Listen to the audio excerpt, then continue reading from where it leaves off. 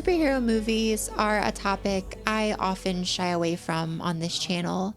While I really do love superhero comics and many superhero films, I think I'm just somewhat disillusioned with the entire state of superhero cinema and the discourse around it at the moment.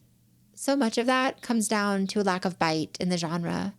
Superhero films, at least the major ones, are rooted in pre-existing IP, decades-old IP, and for that reason, there seems to be so little room for variation in these films, so little ability to break out of conventions and the ways that specific characters have been historically written. Heck, sometimes challenging subversions to the superhero formula that have been baked into characters go ignored due to marketability. There's a reason we never saw Iron Man battle alcoholism in the MCU like he did in the comics. So I often embrace a passive approach to engaging with superhero media. If I see it, I see it. If I don't, so what? There was never a real chance that any superhero movie would become my film of the year or anything. Right? Well, 2023 challenged that for me. Having loved the first Spider-Verse film, being a massive fan of the Spider-Man character, and hearing stellar early reviews for the follow-up movie Spider-Man Across the Spider-Verse, I made a point to check the film out, in theaters nonetheless. And whatever high expectations I entered with were instantly blown out of the water. Beyond just a great Spider-Man film, a great superhero film, this was a masterpiece, and honestly, my film of the year. I'm sure others might be conventionally better, but for me personally, this was everything I wanted in a movie. Dynamic action scenes, beautiful shot composition, exceptional understanding of character, and most importantly, a message. Not the filtered and generic message of an average blockbuster, but a message with serious bite and meaning that could stand toe-to-toe with those found in high-profile dramas and art house cinema. A transgressive, political message, the likes of which I have rarely seen in a major superhero film. Now, that's not to say superhero movies don't get political. I think the casual endorsements of the military and government found in much of superhero cinema are undeniably political in nature. But that kind of political messaging is par for the course when it comes to blockbusters. What I'm interested in is a type of messaging that really rocks the boat, isn't shy about it, and in fact bakes progressive political and cultural analysis into the very roots of filmic narrative. That's what's harder to come by in the superhero movies of today, and that's what Across the Spider-Verse excels at. Perhaps the most overt political messaging in the film comes in the form of Easter eggs sprinkled throughout it. Miles has a Black Lives Matter pin on his book bag, Gwen Stacy has a transgender flag in her room, etc.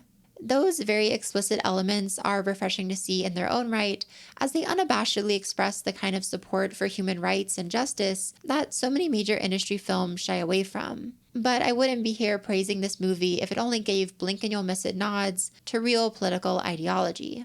The appearances of those signifiers aren't what make the film feel truly special in its commentary, but they do tip us off to the real subversive message at the root of this movie, one about systems, identity, and what it means to be a hero. Note the characters who unabashedly support these causes. Miles and Gwen are dual protagonists here. Each are young crime fighters bitten by radioactive spiders, fueled by loss, and working to make the world a better place. Notably in ways that the overall political system can feel very hostile toward. And while these two are extremely similar, much of the film's conflict and commentary comes from how they diverge in putting their ideologies into action. Miles, in Into the Spider-Verse, had an arc very pointedly about learning to define a place for himself in the world and understanding that, regardless of convention, he can be whoever he wants to. Thus, he opens Across the Spider-Verse living that reality, struggling through adversity, setbacks, and balancing it all, yes, but refusing to let himself be overrun by the larger system. One that eventually is embodied through the narrative of secondary antagonist Miguel O'Hara. Miguel is a character defined by how he's let his personal trauma inform his rigid view of the world, one that assumes everyone must fit into a neat, predestined way of existence, what Miguel refers to as following canon. And therefore, he clashes directly with Miles, who rejects that limited view of the world, especially when it threatens those he cares about, and Miguel orders him to sit on the sidelines. You might assume, with Gwen and Miles being such similar characters, that Gwen stands with Miles during all of this. I mean, it is Gwen who introduces us to Miles in the film, using his story to draw a direct parallel with her own. But Gwen doesn't align with Miles here, at least for the bulk of the film.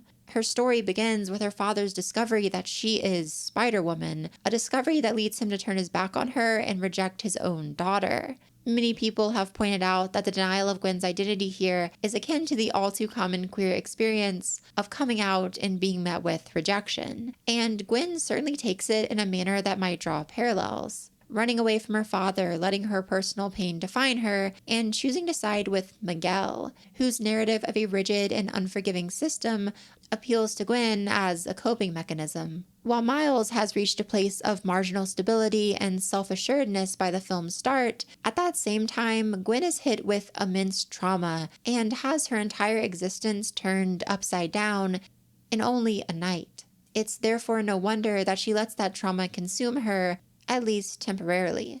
The divergence of Gwen and Miles outlines the inherent struggle of this film between passively accepting a less than ideal destiny and fighting tooth and nail against it. Helpfully for us, the film makes no mystery its stance on that debate, as Miles ends the movie defiantly fighting to break from his canon path forward, and Gwen, after an emotionally powerful conversation with her father, where each character abandons the system in favor of a life led with love and compassion, decides to organize a team of her own in support of Miles. This is a film firmly on the side of rebellion and radical action, a narrative that feels powerful in the vacuum of the movie. But to get the full picture, we must remember how the film leans into what it all means for a real-world interpretation. Going back to those brief progressive Easter eggs, this is a movie encouraging us to pair its surface story and the fight of its characters with ideas about real social issues and conflicts, in the process exposing what this film is really trying to tell us. The moment most representative of the deeper message here, I would say, comes at this exact moment, toward the finale of the film, as Miles runs from a society of multiversal spider people, attempting to make him passively accept the canon event of his father's impending demise. Leading that charge is Miguel, who lashes out at Miles, telling him that he doesn't know what he's doing and should just listen to him. The height of their battle comes when Miguel drops the biggest reveal of the film thus far, that Miles himself is a multiversal anomaly, bitten and given his powers by a spider not of his own universe. It's a revelation that, while it doesn't radically alter the narrative, directly challenges Miles as a character, seeming to suggest that in a vast web of spider persons, Miles is the odd one out. If that implication alone didn't make the true point of this scene apparent, Miguel's aggressive claims that Miles doesn't belong spell it out in more explicit terms. See, Miles Morales is a character who has faced an immense amount of hatred throughout his existence. Spider-Man is a beloved icon, so creating any type of new Spider-Man was always destined to be contentious. But the choice to make that new Spider-Man Afro-Latino only heightened the outrage. Miles, from his inception on the page, has been the subject of abundant racist bigotry. Over a decade on from that inception, with portrayals of Miles in television, films, games, and more, that prejudice for the character still persists.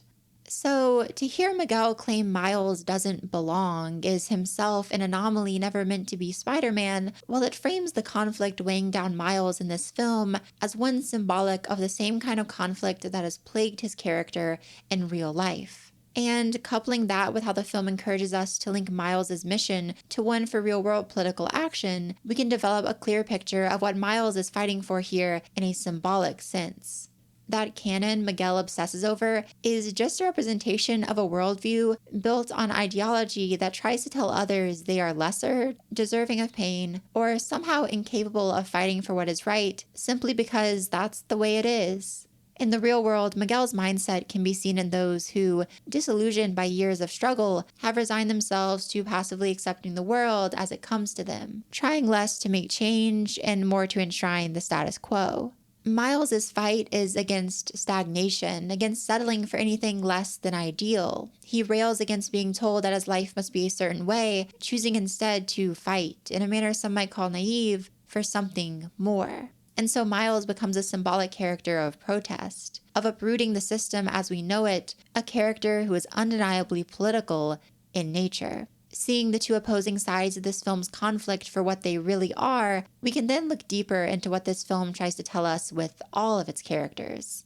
Gwen's story here becomes representative of the journey so many marginalized people burdened by trauma must take. At first, letting her worldview be influenced entirely by pain, Gwen comes to understand the value of taking pride in herself and never settling. As I touched on earlier, many have drawn parallels in Gwen's story to the queer experience, particularly to the trans experience due to that aforementioned flag in her room. And regardless of how you choose to read Gwen here, her narrative does powerfully echo the struggles of queer persons under the thumb of a world that tells them loss and conformity must define their journey. The lead villain, Spot, comes not just to embody a comic book bad guy spurned by a world that ignores him, but someone confronted with the ugly face of a repressive system telling him what he must be, who chooses not to unite with others on a mission to tear that system down, but to selfishly force himself to the top of it. And what of the alternative universe Miles we glimpse at the end of the film? Is this Miles a deceptively characterized hero, fighting for justice despite his canon seeming to push him in the opposite direction? Is he truly a dark, evil version of our Miles, representing how conforming to the hand we're dealt can hold us back? Something in the middle? It all remains to be seen. But either way, the character becomes more than just a cool reveal when we understand all he could embody on a subtextual level. And that's exactly what separates Across the Spider-Verse from your average superhero fare. Yes, the animation, action, character work, all of it is exceptional, but what really pushes this film into the pantheon of great cinema period is a willingness to get challenging and make a concrete statement. Lately, we've been seeing an upturn for representation in comic book cinema. It seems as though, now more than ever, anyone can be a superhero. But much of that representation can feel hollow when the films containing it seem to do so little with the idea that heroes come from all different places and in all different forms. Superheroes are characters who face persecution, fight against unjust systems, have to hide parts of themselves. All of that is ripe for social commentary, especially when you have actors from marginalized groups playing those characters. But meaningful superhero commentary can be difficult to find. In a world where superhero movies are increasingly made for the widest possible demographic, what really elevates these stories is being left behind, existing only in the odd big-budget film that seems to slip through the cracks and sneak real politics into this increasingly sanitized genre.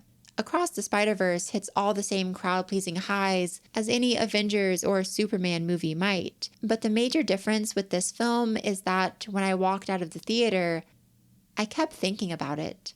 I watched analysis videos, listened to behind-the-scenes interviews, even saw the movie in theaters a second time just so I could analyze it more. Because this movie made me feel something in a genre consistently struggling to do just that.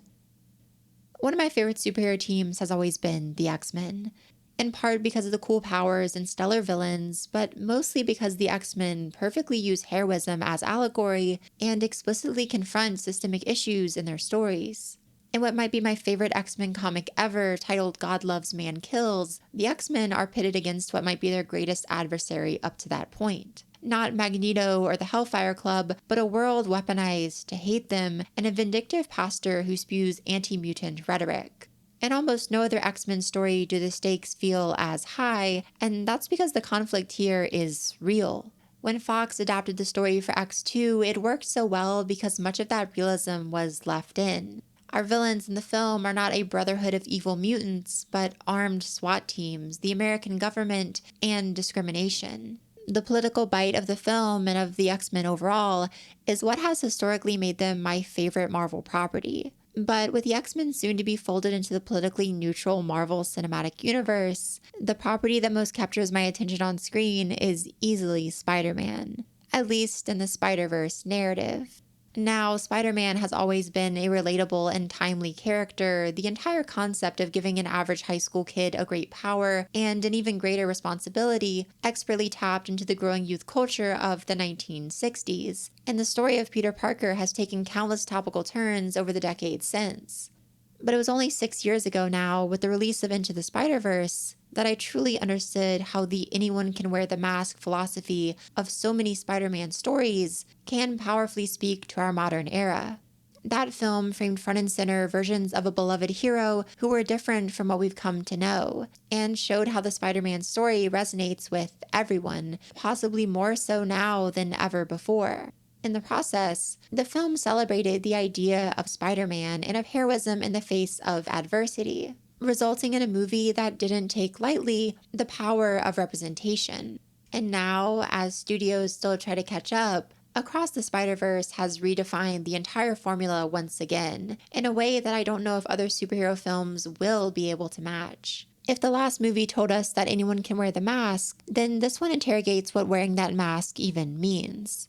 The conclusion it finds that what makes a hero isn't rigid adherence to a set story, but compassion and resistance to conformity seems to directly challenge limiting ideas about the Spider-Man character and display proudly what a hero for the modern era must be. A fighter for true justice and freedom for all people, willing to break from any system that says otherwise. The film takes a proud stance against bigotry and a business-as-usual mentality, using the superhero narrative to frame intensely human struggles. Despite the exaggerated aesthetics on display, this is perhaps the most grounded comic book movie out there. Whether you come to Across the Spider-Verse as a queer kid feeling pushed out and isolated, a person of color being told that you don't belong, or just someone feeling beaten down by a world that feels hostile, the film is capable of speaking to you on a deeply personal level. Like all the greatest superhero stories, Spider-Verse has a pulse on the struggle of its era, and works to empower those who might feel most powerless in a manner that abandons safe vagueness in its narrative. It strives to give us as audience members the ability to look out on an inherently restrictive world and, in a way that actually means something, say, nah, I'm gonna do my own thing.